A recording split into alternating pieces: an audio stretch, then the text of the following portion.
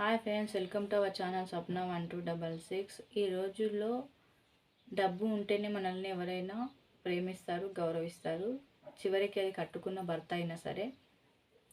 మనం కట్నంగా ఆస్తులు అయినా తీసుకురావాలి, లేదా నెలకు ఎంతో కొంత సంపాదించే జాబ్ అయినా చేస్తూ ఉండాలి. అప్పుడే మెట్టినింట్లో మనకు గౌరవ మర్యాదలు లభిస్తాయన్నమాట. లేదంటే ఇవేవి కూడా ఉండవు. అసలు గౌరవ మర్యాదల మాట పక్కన పెడితే ఎలా మాట్లాడతారంటే, నీకేముంది, నువ్వేం తెచ్చావంటూ మనకు అసలు మాట్లాడే ఛాన్స్ కూడా ఇవ్వరు. కొంతమంది ఆడపిల్లల పరిస్థితి ఎలా ఉంటుంది అంటే, తెలిసి తెలియని వయసులో పెళ్ళి తర్వాత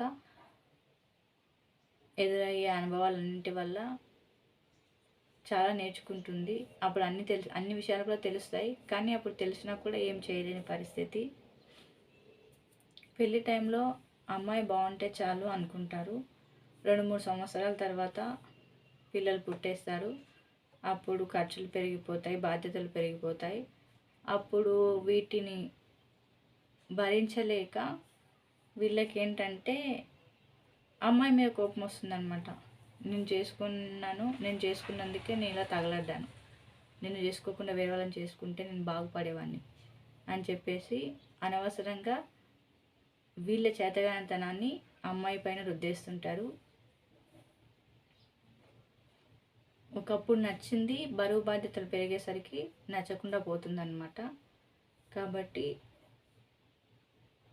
ఏ ఆడపిల్ల అయినా సరే తన కాళ్ళ మీద తను నిలబడి తన బ్రతుకు తను బతకలను అనే క్లారిటీ వచ్చినప్పుడు మాత్రమే పెళ్లి చేసుకోవాలి. మా అమ్మ నాన్న చెప్పారు, పక్కింటి వాళ్ళు చెప్పారు, బంధువులు చెప్పారు అని చెప్పేసి మాత్రం ఎట్టి పరిస్థితుల్లోనూ అసలు తొందరపడి పెళ్లి చేసుకోవద్దు. తర్వాత ఎంత నెత్తి బాదుకున్నా ఏం లాభం ఉండదు, జీవితం సంకనాకపోతుంది. సో ఈ వీడియో చూసే వాళ్ళలో ఎవరైనా పెళ్ళిళ్ళు అమ్మాయిలు ఉంటే మాత్రం దయచేసి అర్థం చేసుకోండి. Okay, bye.